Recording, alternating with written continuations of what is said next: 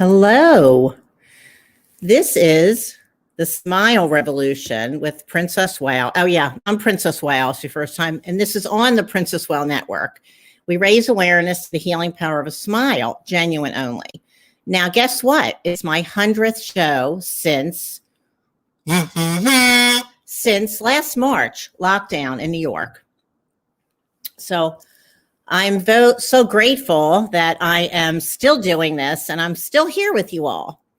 And I have a wonderful friend guest tonight, Richard Skipper, the wonderful Richard Skipper, entertainer extraordinaire, MC, host of his own show, Richard Skipper Celebrates.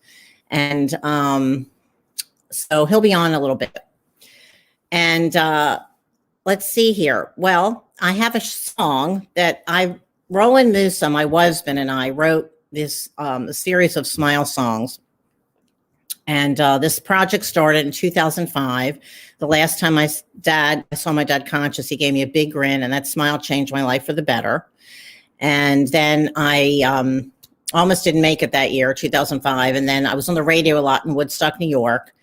And I was performing my one-woman show I make these hats. I was performing my one-woman show with my hats for an independent film. And after he gave me that smile, like 2 days later, I said, we need a smile revolution in the world. I was like, that's a great idea. And then that year, I went through a really dark period and almost didn't make it. And then on the radio, Christmas week of 2005, I launched the idea just came to me. It's time to start the smile revolution. So then my whole life changed for the better because I went from being very self-involved to how can I help the world smile more?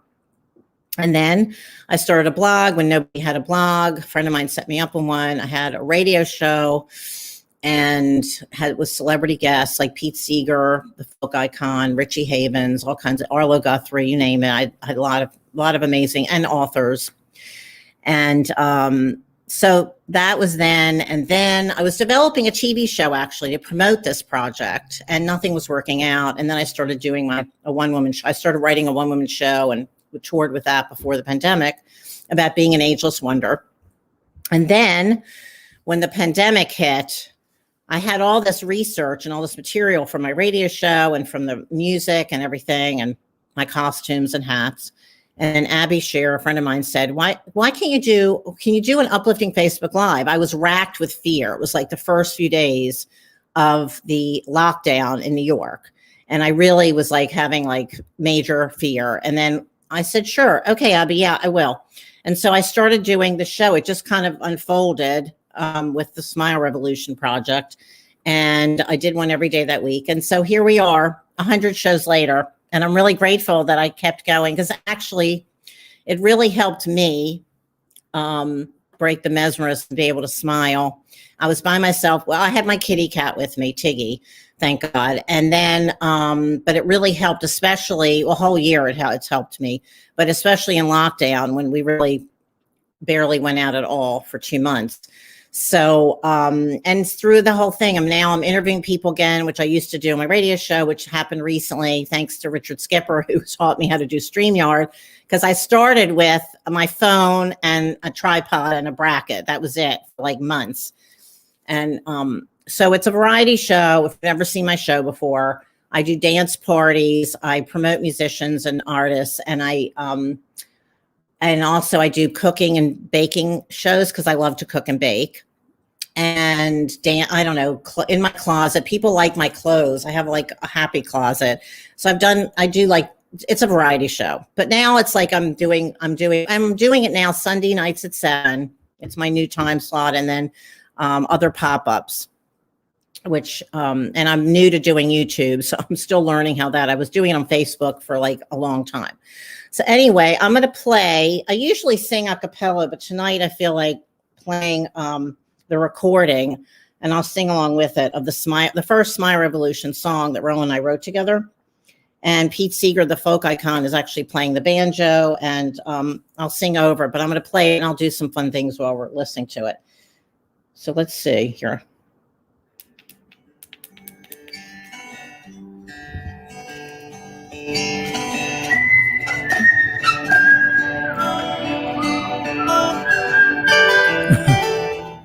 My new eraser. My hippopotamus matches my hair and nails, of course.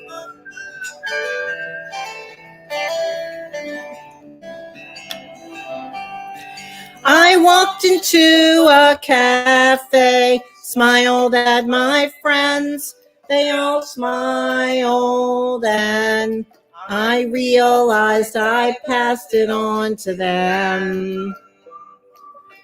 The people who saw us smiled at our friends. They all smiled, and we realized we passed it on to them.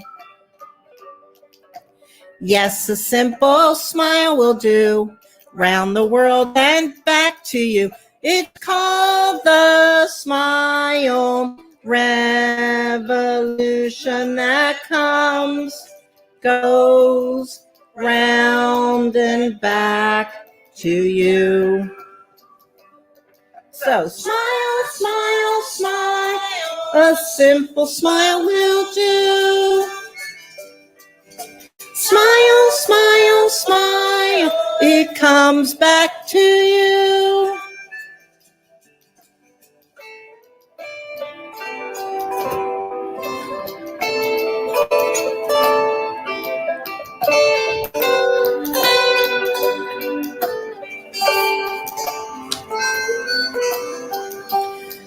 The national news saw us smiling at our friends. They all smiled, and we realized we passed it on to them.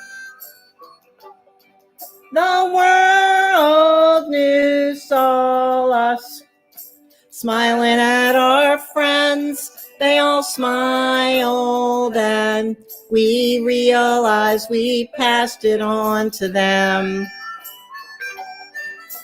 Yes, a simple smile will do, round the world and back to you.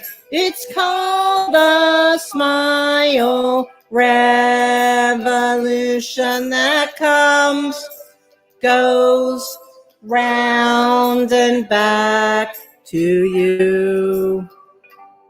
So smile, smile, smile, a simple smile will do. Smile, smile, smile, it comes back to you. So don't forget to smile.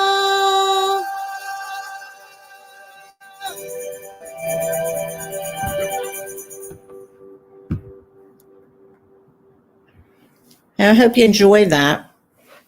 That was our first song that we wrote together. When I had my radio show, it was based on, I was on my way to my radio show in Kingston, New York, and this little boy in the coffee shop, it was a Sunday morning, and he just walked around the cafe and he just smiled at everybody and said hello. And some guy shouted out, he's an ambassador, and he made the whole cafe smile. And then I was on my way to the radio show, and I was talking about it on my show. And Neil Donald Walsh, who's a best-selling New York Times author of Conversations with God, said, that's like so incredible what you're doing. He loved what I was doing. It's so simple. And he loved the idea of the story I was talking about. And then it was also based on an anonymous smile poem. So that's how that song came to be. And so let's see. So I have some quotes to share before I bring Richard Skipper on. And I love quotes. I've been into quotes my whole life, so it's really great to be able to share them. And then I got a new book today about tiny pleasures. So let's see here. Whoopi Goldberg said, when you're kind to someone in trouble, you hope they'll remember and be kind to someone else, and it'll become like a wildfire. And then Amy Adams, when she won a Golden Globe Award, said to her daughter, thanks for teaching me to accept joy and let go of fear, when she accepted the award. And then Pavlova Picasso said, youth has no age. Irma Bombeck, when humor goes, there goes civilization. And Saint Teresa of Lisieux, I will spend my heaven doing good on earth. And then I found this book today, The Tiny Book of Tiny Pleasures, Irene Smith and Astrid van der Huist. So there's different tiny pleasures, okay? A purring cat. I have a kitty cat, Tiggy. Some of you who've seen my show know that. And sometimes she makes appearances. A bumblebee drinking nectar from a flower in the garden. And let's see. Beautifully dressed older ladies like Iris or Upfell. She said, fashion you can buy, but style you possess. The key to style is learning who you are, which takes years. It's about self-expression and above all, attitude. Yeah, I want to do a show about style, actually, because I make the hats and I'm really, well, I grew up in a fashionable family, so we're always into clothes and stuff, but I definitely don't dress like my family does. I'm more out of the box. Okay, now what else do we have here? Finding a moment of serenity. Okay, a scarf to wrap up in. Taking a sentimental journey. Well, I don't know now. I don't know how many journeys we can do right now. Let's see what else we have here. Toasting good news or a good person. And then I've got The World According to Mr. Rogers, one of the greatest men of all time, one of Mr. Rogers. He said, a high school student wrote to ask, what was the greatest event in American history? I can't say. However, I suspect that like so many great events, it was something very simple and very quiet with little or no fanfare, such as someone forgiving someone else for a deep hurt that eventually changed the course of history. The really important great things are never center stage of life's dramas. They're always in the wings. That's why it's so essential for us to be mindful of the humble and the deep rather than the flashy and the superficial. And then he said, when I was very young, most of my childhood heroes wore capes, flew through the air, or picked up buildings with one arm. They were spectacular and got a lot of attention. But as I grew, my heroes changed so that now I can honestly say that anyone who does anything to help a child is a hero to me. Isn't that good? Okay, so let's see here. And then I have a shoe calendar my friend Leslie got me into. And so this is my shoe for the weekend.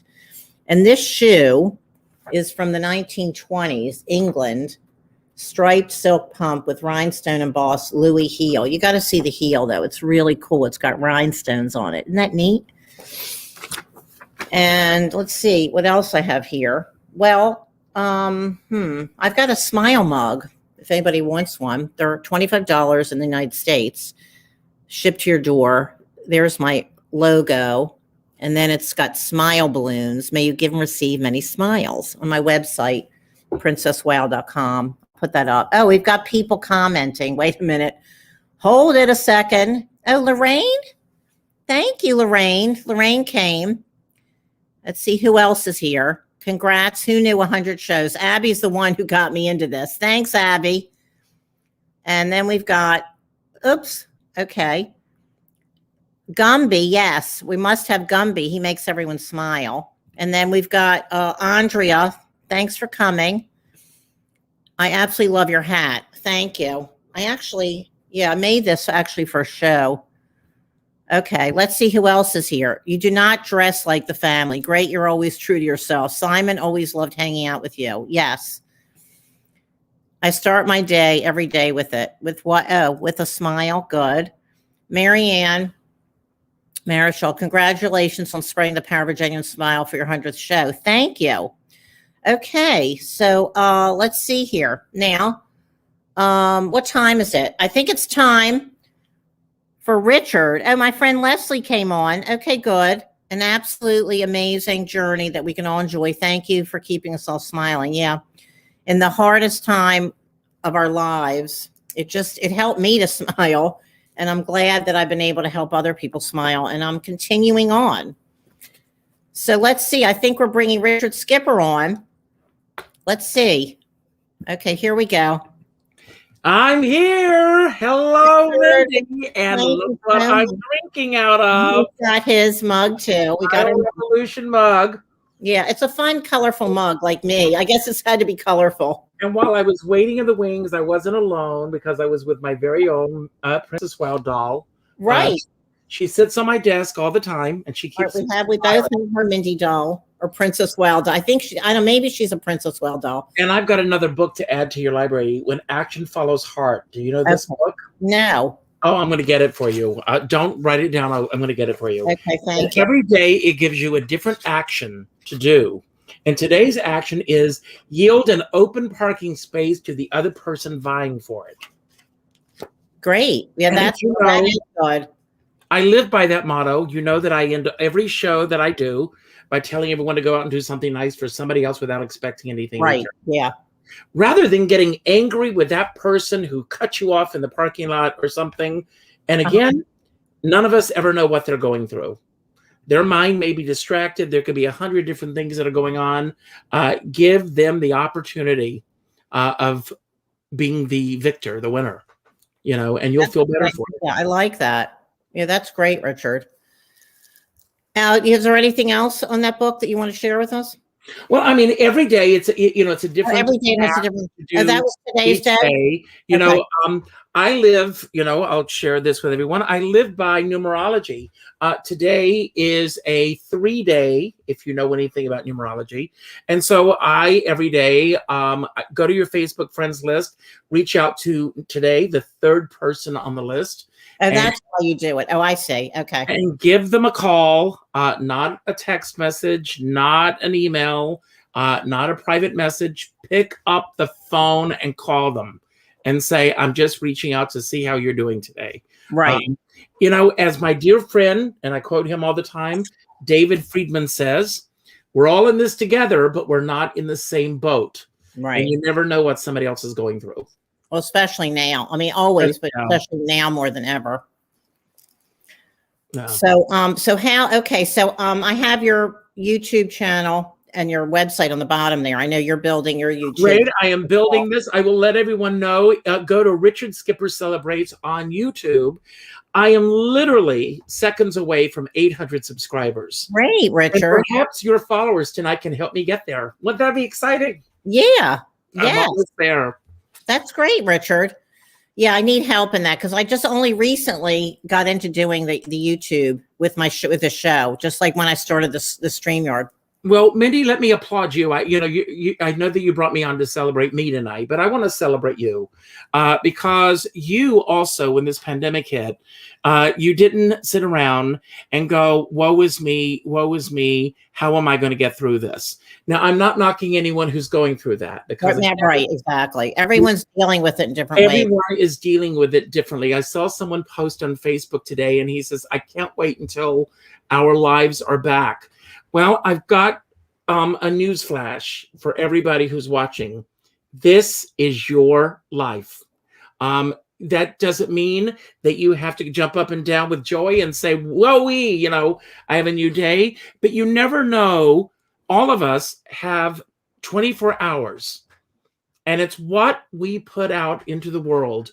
You and I, Mindy, we're not responsible as to whether or not somebody is going to wear a mask or not wear a mask, if they're going to follow the protocols or not, or what they're going to do. You and I are not responsible. No one is here. But what we are responsible for is how we respond to it. Right. And if everybody just took a deep breath and said, okay, I'm going to respect what they're going through right now. And try to be a little bit more respectful. If I'm dealing with the loss of a loved one, which we've all dealt with, and I am out and my mind doesn't seem to be as focused on whatever the task is at hand as the next person, when someone snaps at somebody, their patience, their impatience, whatever it is, it brings them to that point. Take a deep breath and try to think of what the other person is going through at that moment. Right. Yeah. And smile while you're doing it. Right. Even under a mask, I always say you can always smile with your eyes and lift your eyebrows. Mm-hmm. And or wear a mask. I do these hand painted masks. You can say hello. I have a hand paint. They say hello or smile. I think you may not know. Hey, this is a great mask that I think you should come up with. What? You may not know it, but I'm smiling. Oh, that's a good idea too. Yeah. Isn't that a great idea? Yeah. You may not know, but I'm smiling. Yeah. Or I have different sayings like, be kind or, different things like that. And it is really, they're fun. Okay. So anyway, Richard's a lovely person, Lorraine. Lorraine, I'll send the check in the mail. Thank you. Anyway, yeah. So, so let's just see. So Richard, when did you start? I know you interviewed people before the pandemic, right? On stage. Mm-hmm. You had a whole show at where was that? Well, basically, I've talked about this before. Excuse me, I swallowed air. Let me get a sip from my favorite mug. Oh, you're so cute. So, no, I am first and foremost an entertainer. Mm-hmm. You probably can guess that. And I was doing my one-man show years ago. And when that show came to its close, Carol Channing, I was trying to figure out what the next chapter of my life would be. Mm-hmm. And I was actually talking to, I'll share this picture here. She's right here behind me. Here I am with Carol. And this was taken at her home, and this conversation that I will, excuse me, it's allergy is a tickle in my throat. Mm-hmm. But Carol said to me, Richard, you know more about Hello Dolly than anyone I know other than myself and Jerry Herman. Why don't you write a book? And I started doing these interviews. I have a website, which you can all visit, called callondolly.com. And I've interviewed almost at that, since I started on that, almost 5,000 people connected with various productions of Dolly, everything. Oh, I didn't know about this. Yeah, callondolly.com. Oh. I guess you didn't know this. I've never been there. And so I started doing those interviews, and my interviews originally were a blog.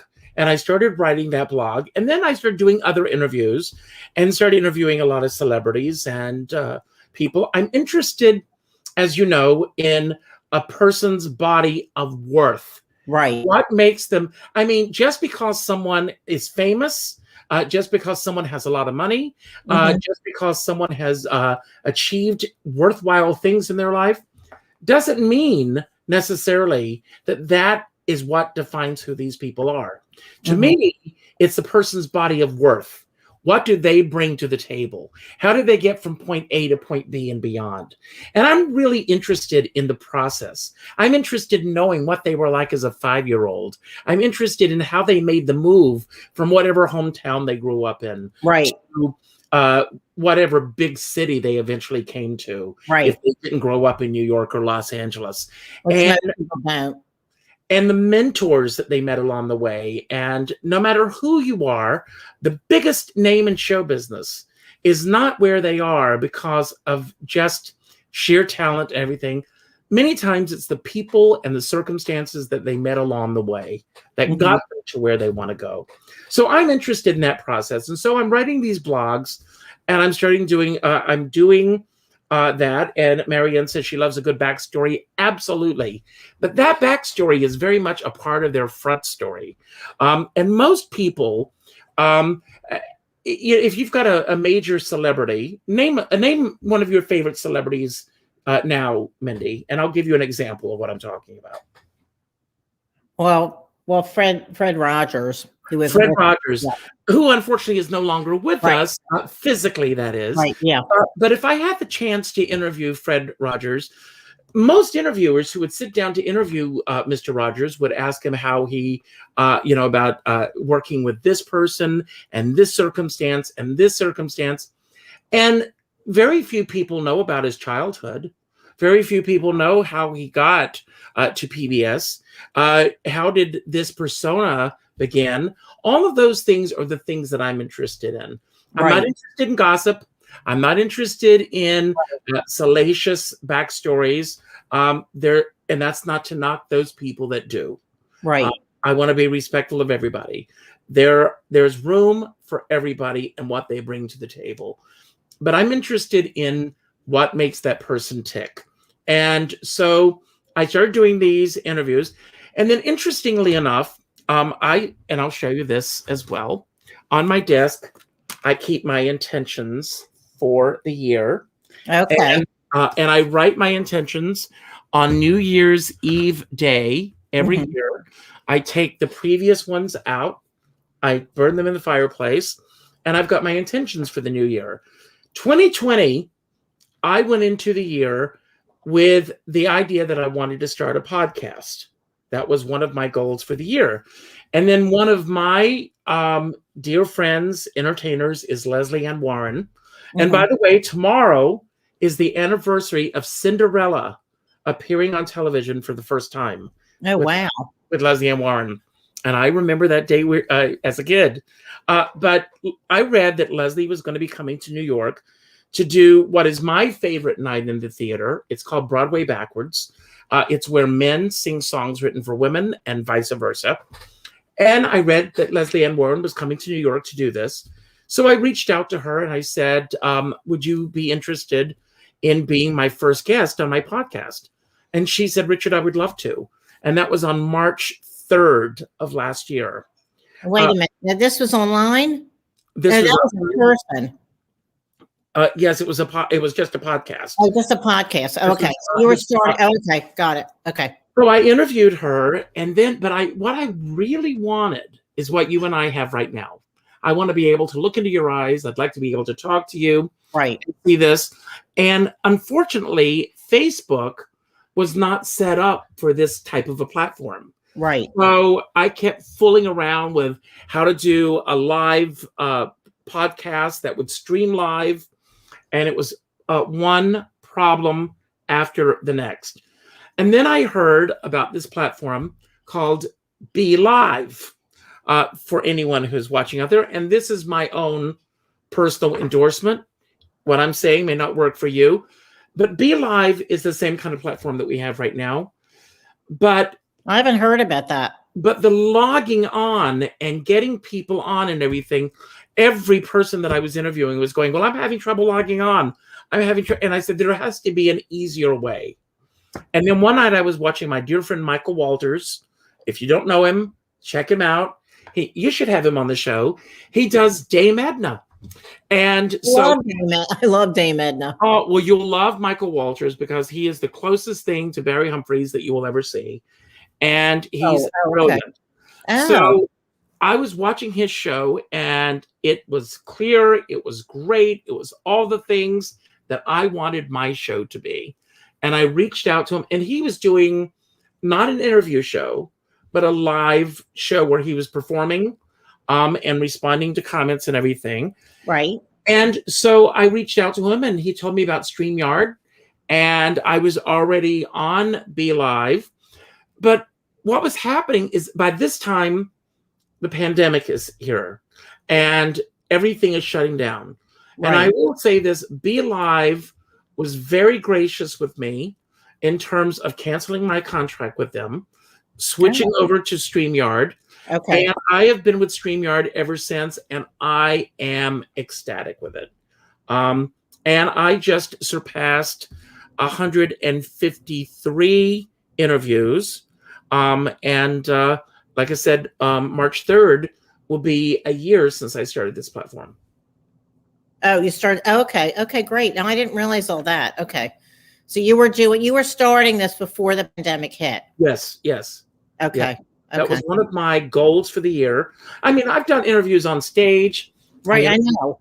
Yeah. I interviewed Leslie Ann Warren on stage, Anita Gillette, Penny Fuller, Jackie Joseph, and Julie Budd. I love the interaction between an audience because, as I said before, I'm first and foremost an entertainer. Right. So my hope, my prayer is that we will all be back to that sooner rather than later. Right. But who knows? And now, so like yourself, I've embraced what I have and I work with what I have. I work very hard at what I do in terms of building my guest, doing all the work that I need to do. Right. And as you know, it's pretty much a one-man band. Right. I know. Yeah, but it's so gratifying, isn't it? It's just such a, I mean, I just started getting back into interviewing people, but I love it so much. Absolutely. It's a wonderful thing to do. Because I mean, and I will tell you this, I have been very, very fortunate. I knock on wood. I thank God, whatever your belief system is, thank them as well. I love people. And I have been very, very fortunate to interview some of the biggest names in show business. And then some people who no one's ever heard of. But we all have the same hopes. We have the same fears. We have the same desires. When somebody will post, oh my God, somebody posted the other day on Facebook, I was walking in the city and oh my God, I saw Tom Selleck. And my response to her was, more importantly, Tom Selleck saw you. Because we have this tendency, we live in a celebrity-driven culture, Right. where we put everybody On a pedestal. on a pedestal. And it's not healthy. It's not healthy, as if they are above us. Now, if someone has achieved stardom, success, fame, they deserve to be applauded for that. Right. Because it's not an easy business. And we deal with rejection. We deal with no's, sometimes more than yeses. Mm-hmm. You know, you and I, you know this about me. I always try to stay in my lane, keep my blinders on, and be the best Richard Skipper that I can possibly be. Right.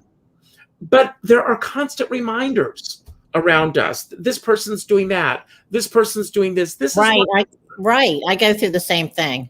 and we all want those things. And but the thing is that once we focus on ourselves and what we are able to bring to the table, you know, we are equals. I mean, even the biggest names in show business, in politics, in sports, in our classrooms that we have been in and will continue to be in, we all want the same thing. And do you know what that is? We all want peace. We want validation. Validation. Yeah. Everybody wants to be validated. Right. And once you negate someone on any level or devalue that person's body of worth, once again, you know, it doesn't make you a better person. I mean, when you look at the society that we're living in right now, and long before politics, you've got all these reality-based TV shows, Survivor, you know, any cooking show, any singing competition. Right. All of these shows are built on one premise. And the premise is that someone is better than someone else. Right. Only one person's going to be the survivor on the island. Right. Only one person's cupcake is going to be better than anyone else's cupcakes. Right. I loved your birthday cupcakes. Oh, thanks. Yes. All of these things that, and people go on these shows. And I mean, when I see kids that go on these shows and their dreams are dashed, I mean, Susan, what was her name? Oh God, I'm having a senior moment. I want to say, oh, that's not it.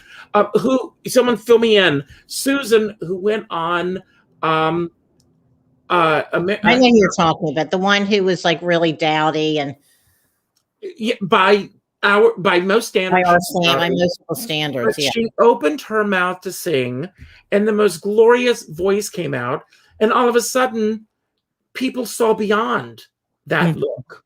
Right. And you know, and we need to start doing that.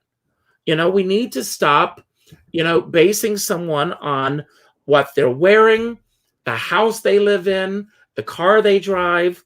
You know, the fact, I mean, when you look at the history of film and theater and music, some of the greatest talents in the world never won an Academy Award, never won a Tony Award, never won a Grammy. Susan Boyle, thank you, Abby. Right. Yes. Thank you. Susan Boyle. Thanks, Ab. Thank you. I had Susan Powell in my brain, who's a friend of mine. But, you know, some of the greatest talents in the world did not get the recognition that they deserved.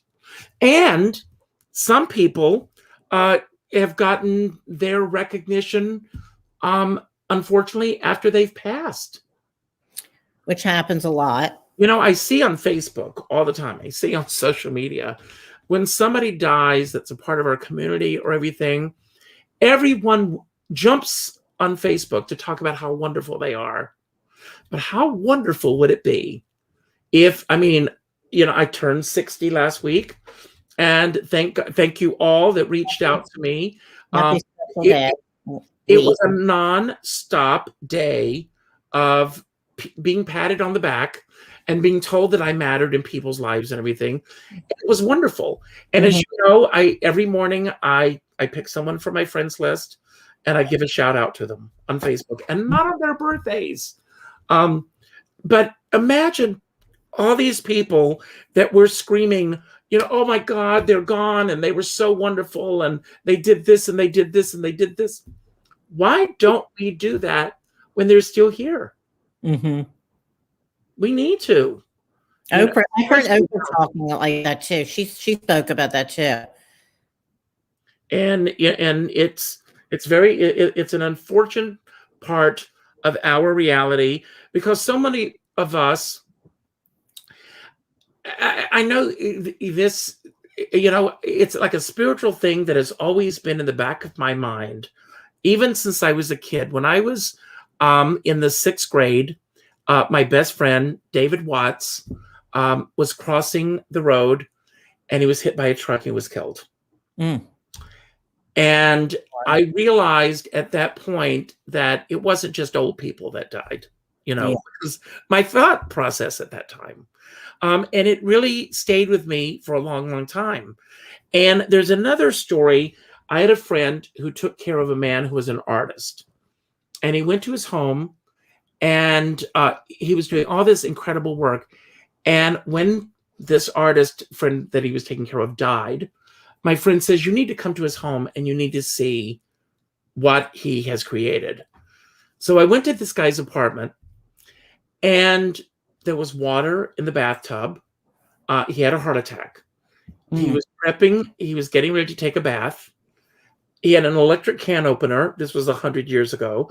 He had an electric can opener, and the cat food from was still in the, remember the little thing that you push down, and the cat food Yeah. was still there.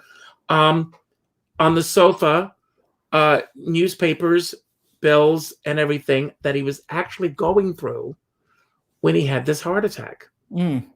And what that did for me at that moment was it struck me that he was in the process of living Mhm. when it all ended. Mhm. And all of us, I don't want to be morbid, but we're all in the process of living. And I can honestly say, I was thinking about this as I was getting ready to do your show tonight. There's a lot that I want to do with my life, but I can honestly say that if I was to die, tomorrow, that I could die feeling that I've lived a full life. I really believe that. And I know a lot of people don't feel that. Um, I I am very much a person who is in the moment, as you know. Mhm. Uh, and I live by that rule. Each day I get up and it is an exciting new day. There are opportunities that are ahead of us. And I've got two choices. I can go through life trying to uplift people, or I can go through life trying to be, um, uh, you know, you know, um, a Debbie Downer. You know, let's see, what does this say? You gonna read it? Should we read it? Because Mark Unique Fowler from the UK said, because today's celebrities and stars of today do not work for their own fame, fame is given to them too quickly, and they are managed too quickly, and they are managed and told what to do. No quality role models of today, like I had back in the 70s and 80s, which are so influential and diverse, and that lacks a lot in today's celebrities and stars. That's amazing, and he's right. He's absolutely right. There's a work ethic.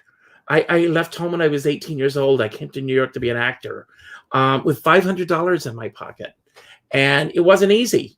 And again, that's why, you know, if you see my interviews, I ask people about those first days in New York when they were struggling and trying to get through, and how they were able to do it, because we can all glean from so much. And then the flip side of something, you see someone and you go, oh my God, I want what they've got. I want the life that they have. I want everything they're going. They could be dealing with some terminal illness that we don't know about. No, definitely right. You don't know what people are going through, even if they're don't know what someone else like to have everything going for them. Yeah.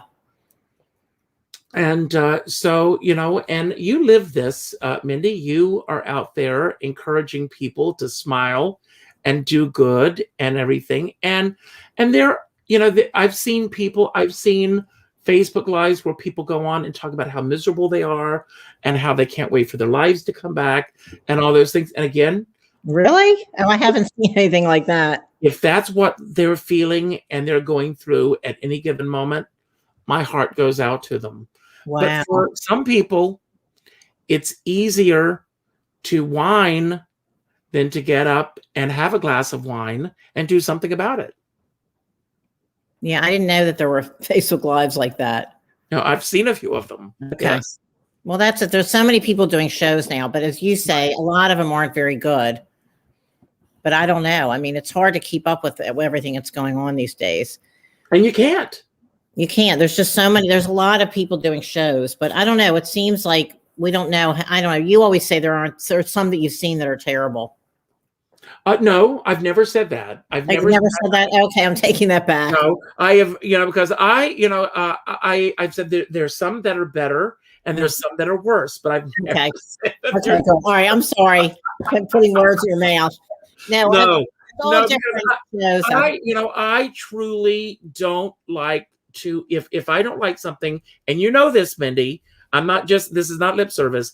If I try not to, I will not weigh in on a conversation where an artist is being attacked or a TV show or any of those things, because again, everybody wants to be validated.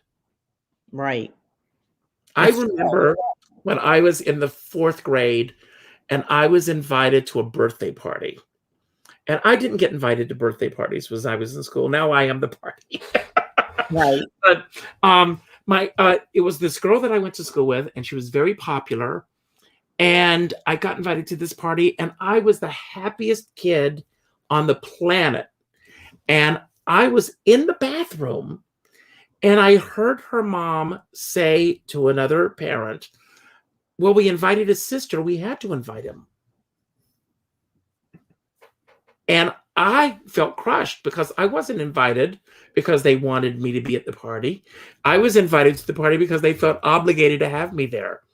And I came out and I said, Miss Kersey, in case they're watching, I said, do you mind if I use your phone? We didn't have cell phones in those days.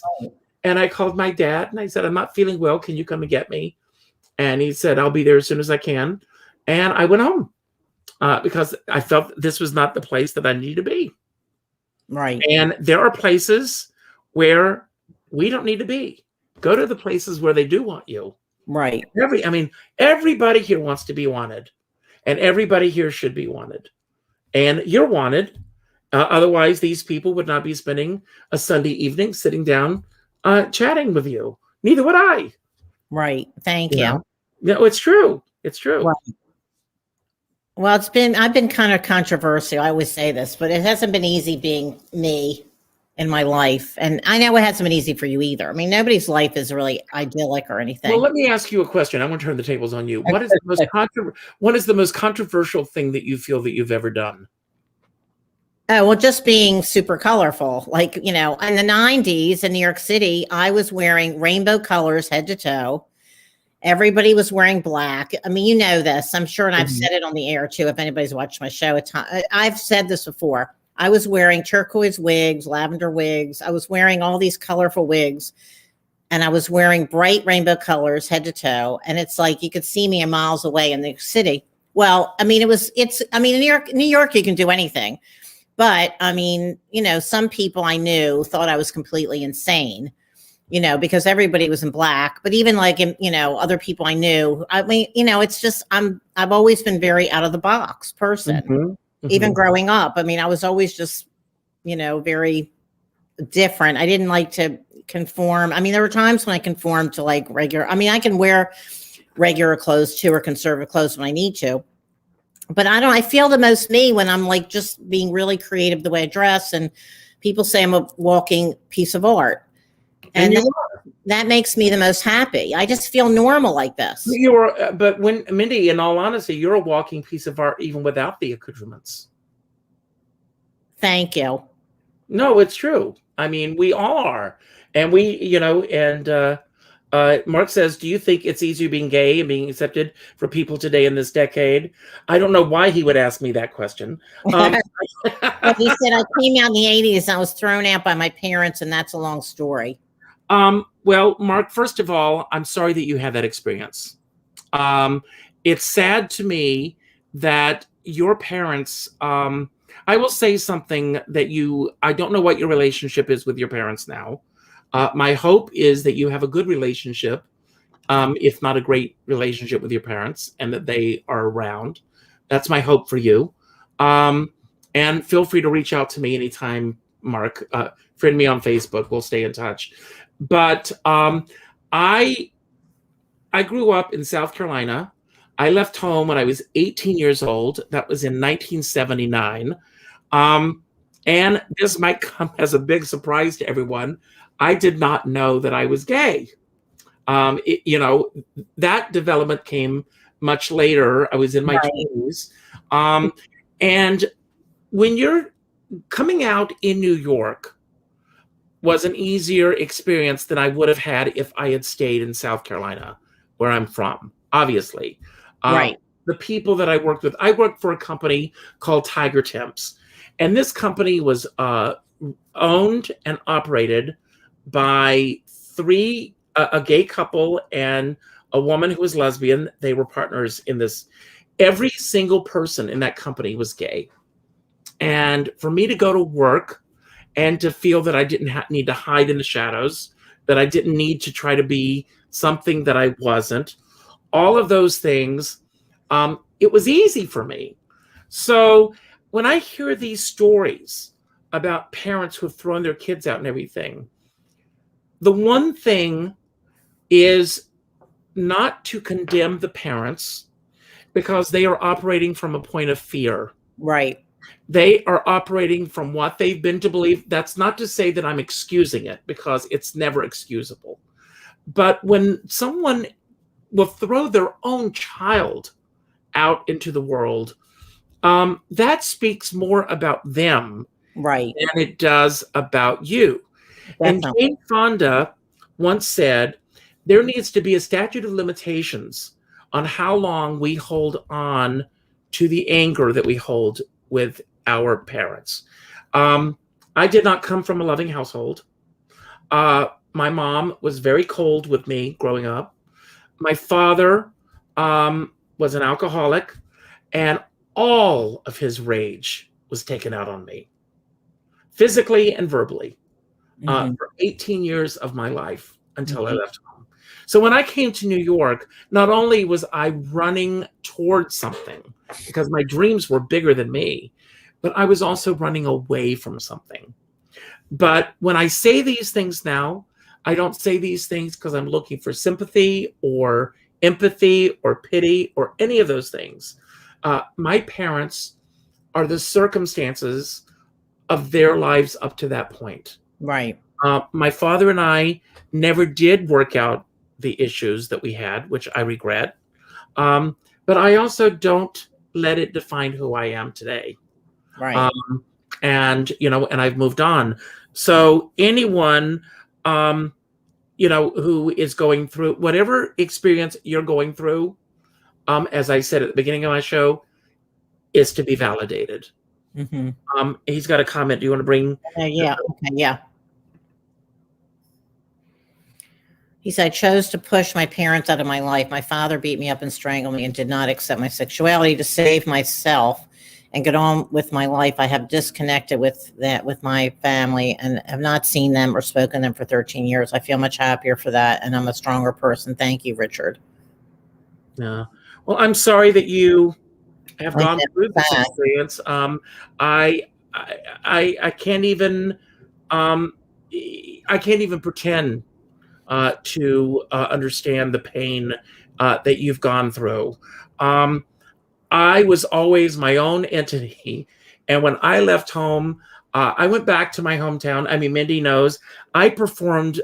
For those of you who don't know, for 20 years as Carol Channing. Right. And I performed all over the world performing as Carol. And I went back to my hometown to perform as Carol Channing several years ago. And it was a bittersweet experience. For the most part, it was great. But the aftermath, because of someone who was on the board who was offended by the fact that they would book, unquote, that type of show, and my show was one of the most respectful. My show was Disney-fied. I mean, I put Carol on such a pedestal that I never, but they interviewed someone that I went to school with, may she rest in peace, a dear friend of mine from high school. And she said, in our school, we had the rich kids, we had the poor kids. We had the farm kids, we had the city kids. Mm-hmm. We had the bookworms, we had the kids that never cracked a book. And then there was Ricky, because I was Ricky in school, that I lived by my own life. And I will say something else to you, Mark. My dear friend Carol Channing once said to me, for every person who likes you, there are an equal number who don't. And the sooner we accept that, the easier it is for us to go through life. I think, as I said earlier, all of us want to be validated. And when it comes to success, think about this, everyone. Success all boils down to one word. And that one word is yes. Yes, I will watch your show. Yes, I will subscribe to you on YouTube. Mm-hmm. Yes, I will get these books that you recommend. Yes, I will do that.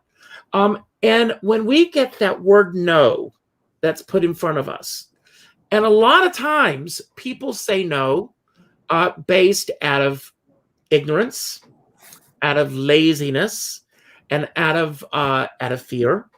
And so you need to. She's got a question for me. Question. I don't know. Abby has a question. But it's true. We have to. If we all take the time, and Mindy knows me, this is not just lip service on my part. This is the way I live my life. I know. Yep. And but we do go through life with people say, with me, with the interviews that I do, I am reaching out to celebrities all the time. Every day in the newspaper, it has the celebrity birthdays. When I see a celebrity's birthday, I reach out to them. I reached out to Cicely Tyson 2 weeks ago. The day before she passed away, I got the most beautiful letter from her manager saying that unfortunately she was not doing any interviews at that time. If somebody takes the time to respond to me to say, thank you for reaching out, but we're not doing any interviews right now, mm-hmm. To me, that's just as important to me as the ones that I do get. Why? I agree with you, because they responded. Because it's validation. Right. I agree with you. And, it's when people don't, they don't take the time to acknowledge what it is that each of us brings to the table. And you know this, and I've talked about this before. Who knew that the pandemic was going to hit us? And I will answer Abby's question in a moment. Leave that up there. Right. But Hyacinth Bouquet from Keeping Up Appearances. If any of you watch this show, it's one of my favorite shows, and she's always having her candlelight suppers. I love having these dinners at my house. And what we do with these dinners is I try to bring together people. You were here, Mindy. I'm telling the truth. Before the pandemic hit. Yes, with people that don't know each other. Right. And it's like casting a show and then sitting at the dinner table and the conversations and everything that come up. I love this. So I had no idea what it was. Now, Abby Sure says, what was it about Carol that resonated with you? Oh, yeah, okay. It could have been anyone. First of all, I first saw her on it's another long show that we'll do at another time, hopefully, Mindy. But Yeah. I was a huge fan of hers because she was this bigger than life personality. Yeah. She, for me, it was about the fact that she was constantly giving to her audience. And then years later, I got the opportunity to meet her. She was very gracious to me. She looked into my eyes when we spoke. And then, people start telling me that, I would get up at parties and I would mimic Carol. And people would say, you need to make this into a career. And I was very reluctant about it. Okay. Because I didn't know that audiences, would come and see me perform. But they did. And the best thing that came out of all of this was the friendship that I had with Carol Channing. The fact that she validated me. And she used to say to me, you're a great musical comedy performer, but Richard, as much as I love you, as much as I love what you're doing, the world will never know who you are if you don't get from behind me. And she was right. She was right. Right. Yeah. I want to see what Mark's he has another post. Hold on a second. I'm so much happier with making these decisions in my life, Richard, and I can be myself in my skin. I was never allowed to express myself, and Mindy knows what I do as an alternative. He's a model and an actor, and I have a film coming out soon called Tier 4, Love You, Richard and Mindy. That was sweet. Mark, I want to hear about this film. So keep great. Yes. I want to hear more. Okay, good. Well, he'll be in touch with you. Yes, that's great. Camille said she was right. And, and the funny thing is that there were several times throughout my history with Carol where I kept saying, okay, I'm not going to do this anymore. And then I would get this big booking or something. And before I knew it, I was doing it again. And, and it was always something that kept sucking me in. And then, the funny thing is that when I was performing as Carol, she was this iconic figure that was out there. But once I got to know her, I never felt like I could live up to the real person. And so the spark just left me from doing her. I've got my office. You've been in my office, Mindy. My office is surrounded by photographs and letters. With her big smile. Yeah. Carol's, her smile is all around me. I'm surrounded by her every day. When I'm listening to my device, I'm not going to mention her name, where I listen to my music. I've always got it on shuffle. And every time Carol's voice come up, just floods of memories and how wonderful it was to have her in my life all come up. Yeah. So that's always wonderful. But she was just this bigger than life personality. Yeah. She was a clown. I remember we were having a conversation right after Next to Normal came out. And she asked me about the show, what it was about and everything. And I'm describing that the show is about, bipolarism and everything. And she's going, why would anybody want to go to the theater and experience that? I want to make people laugh. I want to make people smile. And that's not to take away from Next to Normal, because it has its audience. Thank you. March 7th. I can't wait, Mark. I want to hear all about it. Okay, great. Is Mark in London? He's in England. Well, he's outside London. Yeah. Well, as you know, this past year I was scheduled to go to London for the first time. I know. And it didn't happen. Well, we did the Ludlow Fringe Festival, though, Richard.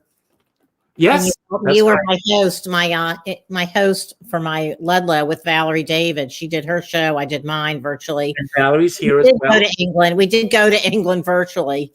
And Debbie Wildman, who is this phenomenal talent. If you don't know Debbie Wildman, look her up.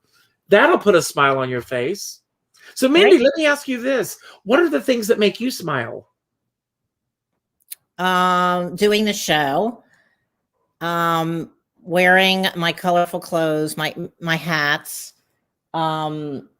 Let's see, singing. I love to sing. I love music. I love interviewing people. I love promoting musicians and artists, and just always creating. I mean, I've been learning guitar this year and ukulele, but I'm mostly now focused on my guitar. I'm, private lessons with Roland on FaceTime, and being on stage, and what else? I don't know. Coloring. I don't know. Having colored hair. I don't know. Just I'm praying. I'm like very focused on God and praying, and having fun, like creating more fun with all my toys and stuff, and making I people love the smile. fact that you still play with your toys. That's great. I have all my toys here, and it's just dolls. I've got my 12 standing dolls, and I have all my toys, and all my little frogs, and I got my little frog here.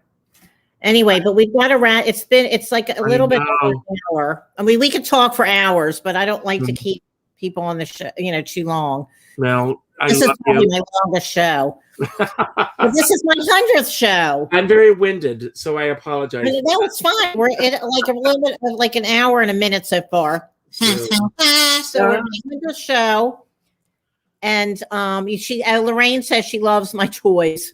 Thank you. I know. It's just I used to do a lot of children's shows and promoting the Smile Revolution. Yeah. I had all these things, before I started this show. And then I also have my little, I don't know what this is. She's like a little angel. I have one of those. You do? Yes. Yeah. So I have her. And then I've got my little wowette, but she needs another wowette because I returned the other two. This is one of my wowettes. Wow. Isn't she pretty? Wowette. She's a wowette, but I need to find another one or two. She needs at least two more. So anyway, Richard, thank you so much. This has been really fun. Mindy. I do want to let everyone know, please, once again, if you don't mind my saying this, Richard Skipper Celebrates on YouTube, and I'm close to 800 subscribers, so help me get there. That's number one, and I will subscribe to your channel, Mark. I also want to let everyone know, if you're around tomorrow night, do you have a show tomorrow night, Mindy? No. Then I will, if I can promote mine. Yeah. I wouldn't do this if you had a show at the same time. No. But tomorrow night at 5 o'clock, I am going to be on my own show celebrating Steve March Torme. And he is Mel Torme's son. And his father, his parents divorced when he was a small child. But his second father, Hal March, was the MC of the $64,000 question. So very interesting life. Cool. So I had your thing. I just want to promote Operation Smile. I was watching their video yesterday, and I was just so. If you all don't know about Operation Smile, they've been doing this for 35 years. Children who have cleft. They have their disformed, and they do cleft surgeries worldwide. No, it's great. And it helps children have a better life, and they can smile, and they can have don't look disfigured, and it makes them feel so bad about themselves, like they're a freak. So it's operationsmile.org if anybody is. When I see those children, I know they are beautiful as they are. I mean, it's great that they can have the surgeries and everything, but they're beautiful children. But they get bullied, and they get like they feel like an outcast because people don't so it's really an important organization.